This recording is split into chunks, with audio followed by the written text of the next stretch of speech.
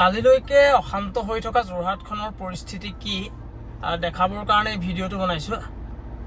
মই বৰ্তমান উপস্থিত আছো যোৰহাটৰ পুলিবৰত। এতিয়া মই অজন্তা বাইপাছ পামগে।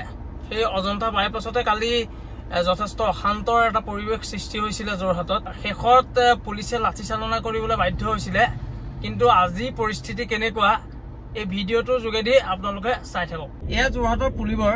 এই পুলিবৰ এয়া পাৰ হোৱাৰ পাছতে আমি যোৰহাটৰ অজন্তা বাইপাছ এয়া পামহি। এই অজন্তা বাইপাছ বুলিয়ে ধৰক আৰু আপোনালোকে কালি এই অঞ্চলটোতে যথেষ্ট মানুহৰ সমাগম হৈছিলে, যথেষ্ট প্ৰতিবাদ হৈছিলে। ইয়াত ৰোড ব্লক হৈ আছিলে, প্ৰায় 28 ঘণ্টাৰ পৰা 30 ঘণ্টা পৰ্যন্ত ৰোড ব্লক হৈ আছিলে। এই জেগাখিনিত কালি কোনো মানুহ এইটো পাৰৰ পৰা ইটো পাৰ, সিটো পাৰৰ পৰা এইটো পাৰলৈ একচুৱেলি আহিব পৰা নাছিলে। কিন্তু আজি যদি দেখাবলৈ যাওঁ একেবাৰে কোনো প্ৰতিবাদকাৰী আজি নাই ইয়াত। একেবাৰে আজি কিবা শূন্যৰ নিচিনা লাগিছে। কালি কিন্তু এইটো জেগাত দিনৰ পৰা ৰাতিলৈকে ইয়াত হাজাৰ হাজাৰ প্ৰতিবাদকাৰী আছিলে।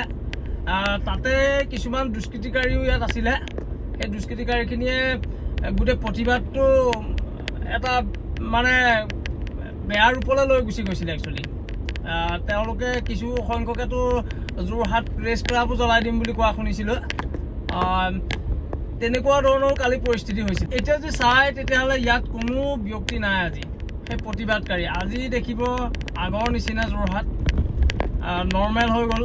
তেওঁলোকৰ একচুৱেলি মূল প্ৰতিবাদৰ মূল দাবী আছিলে যে জুবিন গাৰ্গক একচুৱেলি যোৰহাটলৈ শেষবাৰৰ কাৰণে আনিব লাগে। আৰু যদি শেষবাৰৰ কাৰণে নানে তেতিয়াহ'লে যেতিয়ালৈকে নানে সেই পৰ্যন্তলৈকে ৰাস্তা ব্লক কৰি ৰাখিব বুলি প্ৰতিবাদকাৰীসকলে কৈছিলে। আপোনালোকে যদি চাই তেতিয়াহ'লে এয়া অজন্তা বাইপাছৰ পৰা মই ইয়াত টাউনলৈ সোমাইছোঁ। ইয়াত জুবিন গাৰ্গৰ এয়া ছবি অংকন কৰি থোৱা হৈছে। ইয়াত যদি আপোনালোকে চাই খুব দুখ লাগি আছে। একচুৱেলি দুখ সকলোৰে লাগি আছে। যিদিনাখন জুবিন গাৰ্গৰ সেই মৃত্যুৰ খবৰ আমি পাইছিলোঁ সেইদিনাখনৰ পৰা সেই আজি পৰ্যন্তলৈকে বৰ্তমানলৈকে আমি দুখত ভাগি পৰি আছোঁ। তথাপিতো মই এই ভিডিঅ'টো বনালোঁ। যোৰহাটখনৰ যথেষ্ট নিউজ কালিৰ পৰা আহি আছে যে গোটেই যোৰহাট অশান্ত হৈ আছে বুলি সকলোৱে গম পায়। কিন্তু আজিনো কি পৰিস্থিতি সেইটো দেখাবৰ কাৰণে আহিলে। আজি যোৰহাট একেবাৰে শান্ত। এয়া কিছু সংখ্যক দোকানো এয়া খোলা দেখা পাইছোঁ। ফল মূলক এখন দুখন দোকান খুলিছে। এয়া গাড়ীও এয়া আনলোড কৰি আছে কিবা কিবি। আজি জুবিন গাৰ্গৰ শেষকৃত্য অনুষ্ঠানটো গুৱাহাটীৰ সোণাপুৰত একচুৱেলি অনুষ্ঠিত হৈ গ'ল। ইয়াত তৰাজনত যদি চাই তেতিয়াহ'লে কিছু সংখ্যক দোকান এয়া মানুহে খুলিবলৈ আৰম্ভ কৰি দিলে। বৰ্তমান মই এয়া বৰুৱা চাৰিআলি পালোহি। বৰুৱা চাৰিআলিত যদি চাই আজি কোনো নাই, কোনো প্ৰতিবাদকাৰী নাই।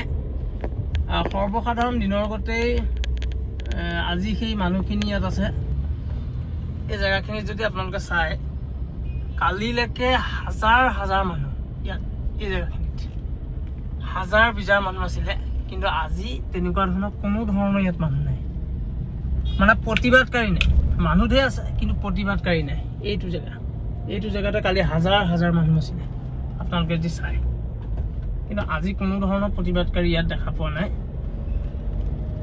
যিহেতু জুবিনৰ শেষকৃত্য হৈ গুচি গ'ল, প্ৰতিবাদকাৰীও বুজি উঠিলে যে যোৰহাটলৈ একচুৱেলি জুবিন গাৰ্গক অনা কেতিয়াও নানে, অনাটো পচিবল নহয়। এয়া যদি চাই এইটোৱে হৈছে বৰুৱা চাৰিআলি। এতিয়া মই JB কলেজৰ ফালে যাম। এইখিনি জেগাতে এয়া জুবিন গাৰ্গক সেয়া শ্ৰদ্ধাঞ্জলি অনুষ্ঠান এতিয়াও মানুহে শ্ৰদ্ধাঞ্জলি দিয়ে আছে। কালিলৈকে এইটো পৰিস্থিতি আছিলে।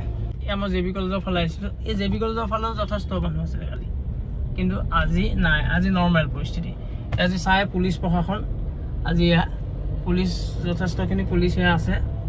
আজিৰ পৰা আৰু প্ৰতিবাদ নহ'ব, আজিৰ পৰা প্ৰতিবাদ হ'বলৈ গ্ৰেপ্তাৰ হ'ব, তেনেকুৱা ধৰণৰ নিৰ্দেশনা একচুৱেলি চৰকাৰে দি দিছে।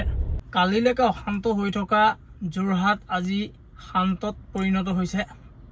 যথেষ্ট আজি শান্ত দেখিছোঁ। ইয়াত কোনো ধৰণৰ প্ৰতিবাদকাৰী মই দেখা নাপালোঁ আজি। সেইটো এটা খুব ভাল কথা। মই এইটো কাৰণেই ভাল কথা বুলি ক'ব লাগিব, কাৰণ চাওক জুবিন গাৰ্গ হৈছে একচুৱেলি সকলোৰে মৰমৰ, সেইটো আমি বুজি পাইছোঁ। মোৰো দুখ লাগিছে, গোটেই অসমবাসী দুখত আছে। কিন্তু তাতো এটা কথা আছে, তেওঁৰ যিহেতু পৰিয়াল আছে, তেওঁৰ পৰিবাৰ আছে, তেওঁৰ দেউতাক আছে, সকলোখিনিয়ে যেতিয়া যোৰহাটলৈ অহাটো বিচৰা নাই। চৰকাৰে যথেষ্ট চেষ্টা কৰিছিলে, কিন্তু যোৰহাটলৈ অহাটো জুবিন গাৰ্গৰ পৰিবাৰে বিচৰা নাই, সেইকাৰণে তেওঁলোকে আনিব যোৰহাটলৈ নোৱাৰিলে। আৰু সেই কথাটো আমি বুজি উঠা উচিত। জুবিন গাৰ্গ হয় আমাৰ সকলোৰে মৰমৰ, কিন্তু মৰমৰ যদিও তেওঁ যদি পৰিবাৰেই নিবিচাৰে যোৰহাটলৈ অহাটো, তেতিয়াহ'লে আমি একো কৰিব নোৱাৰোঁ। তাত আমি অকল মৰম দিব পাৰোঁ, আমি গোটেই অন্তৰত তেওঁক ৰাখিব পাৰোঁ, আৰু আগলৈকে অসম থকালৈকে জুবিন গাৰ্গ আমাৰ মাজত থাকিব, সেইটো আমি কৰিব পাৰোঁ। এই ভিডিঅ'টোৰ যোগেদি চৰকাৰলৈ এটা বিশেষ অনুৰোধ থাকিলে, জুবিন গাৰ্গৰ আজি শেষকৃত্য অনুষ্ঠান ইতিমধ্যে শেষ হৈছে। এই শেষ হোৱাৰ পাছতেই জুবিন গাৰ্গৰ মৃত্যুৰ ৰহস্য, জুবিন গাৰ্গনো কেনেধৰণে মৃত্যু হৈছিলে, এই তদন্ত প্ৰক্ৰিয়া একচুৱেলি আৰম্ভ কৰি দিব লাগে। আৰু যদি জুবিন গাৰ্গক যদি ডাইৰেক্টলি যদি মাৰ্ডাৰ কৰাও নাই, তথাপিতো তেওঁক কিন্তু অৱহেলা কৰিছে।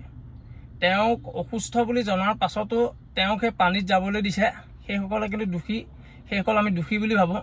আৰু সেইসকলে শাস্তি পাবই লাগিব, সেইসকলক শাস্তি দিব লাগে। সেয়াই এই ভিডিঅ'টোৰ যোগেদি চৰকাৰলৈ আহ্বান। আৰু এই ভিডিঅ'টো ইয়াতে সমাপ্ত কৰিছোঁ। ধন্যবাদ।